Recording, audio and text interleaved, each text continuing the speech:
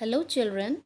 Let's start with a new chapter of class 11th, and the name of the chapter is Elementary Calculus. The topic which we shall discuss today is differentiation. What is differentiation? Children, the process of finding the differential coefficient of a function is called differentiation. Now let's study the geometrical meaning of differentiation. The differential coefficient at any point is the slope of the curve at that point. It is the tangent of the angle which the line drawn as tangent to the curve at that point makes with the positive direction of x-axis. Students, the chapter of differentiation is in your mathematics. We are discussing this chapter because there are some formulae of differentiation which are in physics. Now let's start with the theorems. The first theorem is the derivative of a constant function is the zero function. Let y equal to fx equal to c. Here c is a constant quantity. So derivative dy by dx is equal to d dx of c, and as c is a constant quantity, so the derivative will be 0. For better understanding, let's take an example. Differentiate y equal to 2b where b is a constant. Given y equal to 2b and dy by dx is equal to d dx of 2b. Since 2 is a constant known quantity, so we shall be taking it outside the derivative. So the derivative becomes dy by dx equal to 2 into d dx of b, and as b is a constant quantity, so its derivative will be 0. Now let's start with the second theorem. The differential coefficient of x power n is obtained by decreasing the power of x by unity and multiplying the power n. That is, if y equal to x power n, then its derivative will be n x power n minus 1. Here n may be positive or negative. Children, the boxes drawn here are the formulae which you need to remember. Let's start with the third theorem. The derivative of the product of a constant and function is equal to the product of the constant and the derivative of the function. Let u be the function of x and c be a constant, that is y equal to cu. So the derivative dy over dx becomes equal to d dx of cu.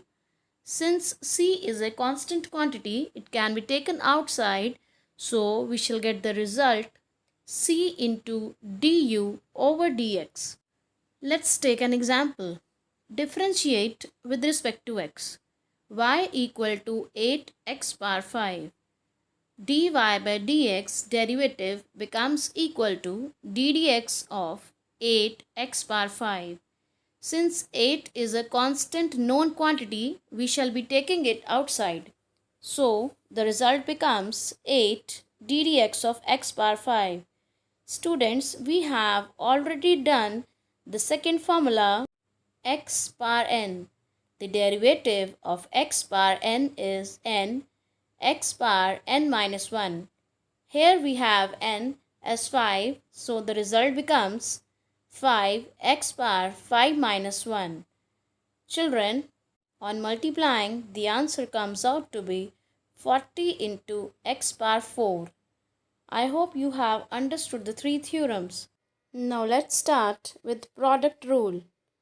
Let y equal to u into v. Here u and v are the functions of x. So the derivative dy over dx is given as d dx of uv, and the formula becomes u derivative of v plus v derivative of u. So children, I hope you have understood this formula. You need to learn this formula for solving the numericals. Now let's take an example. Differentiate with respect to x, y equal to x into x cube minus 3x. Now students, if we compare the equation number 2 with equation 1, we can see here u is equal to x and v is equal to x cube minus 3x. So we shall be using product rule here, which is u derivative of v plus v derivative of u. Dy by dx equal to d dx of x into x cube minus 3x. We shall be using here the formula u derivative of v plus v derivative of u. That is x d dx of x cube minus 3x plus x cube minus 3x into d dx of x. X dx cube over dx minus x d dx of 3x plus x cube minus 3x into d dx of x, which is equal to 1. On further solving, x derivative of x cube becomes x into 3x square. Children, here we have used the second formula, which is d dx of x power n. The derivative of 3x is 3 and then d dx is 1. So on solving these values, we will get the answer as 4x cube minus 6x. So children, I hope you have understood the way how to apply product rule. Now let's start with the quotient rule. Students, in this rule we have y equal to u over v. Here u and v are two functions of x. So the derivative dy by dx is equal to d dx of u over v. The formula becomes v derivative of u minus u derivative of v over v square. So I hope students you have understood this formula. This formula is very important and you need to learn it. Now let's take an example. Differentiate with respect to x. Y equal to x square minus 1 over x minus 1.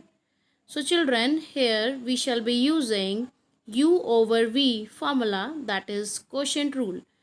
So dy by dx is equal to d dx of x square minus 1 over x minus 1.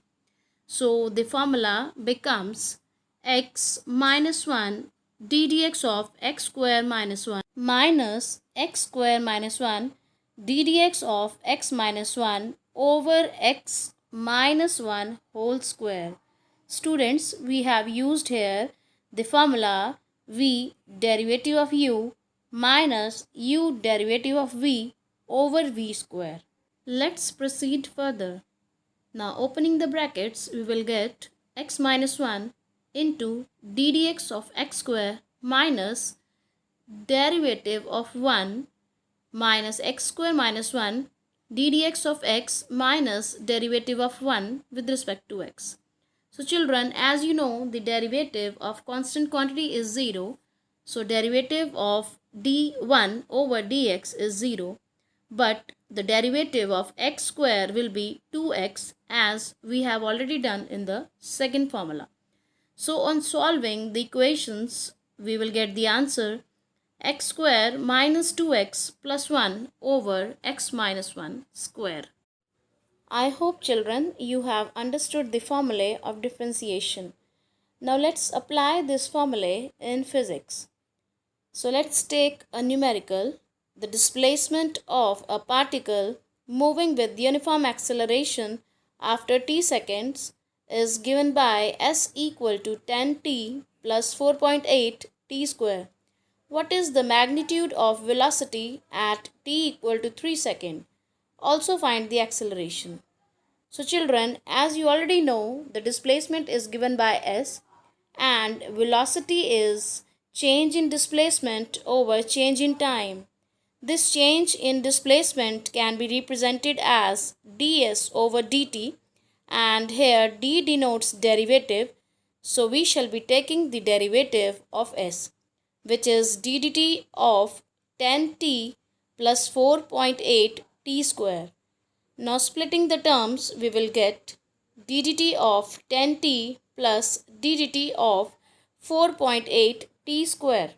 As 10 is a constant quantity, we will take it outside and the result will be 10 into d dt of t plus, similarly 4.8 again is a constant quantity, it will be taken outside, so it will become dt square over dt.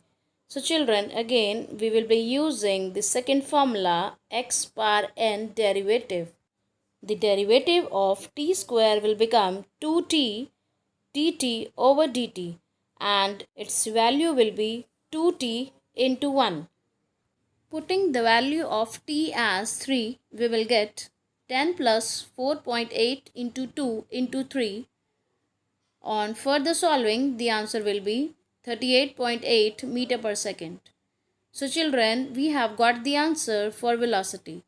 And as you know, what is acceleration?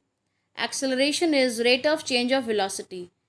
So we will be taking the derivative of velocity to get the value of acceleration.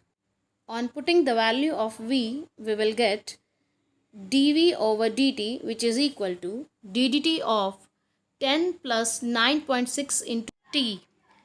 Splitting the terms, we will get ddt of 10 plus ddt of 9.6 into t. As 10 is a constant quantity, so its derivative will be 0. And 9.6 again is a constant known quantity, so we will be taking it outside.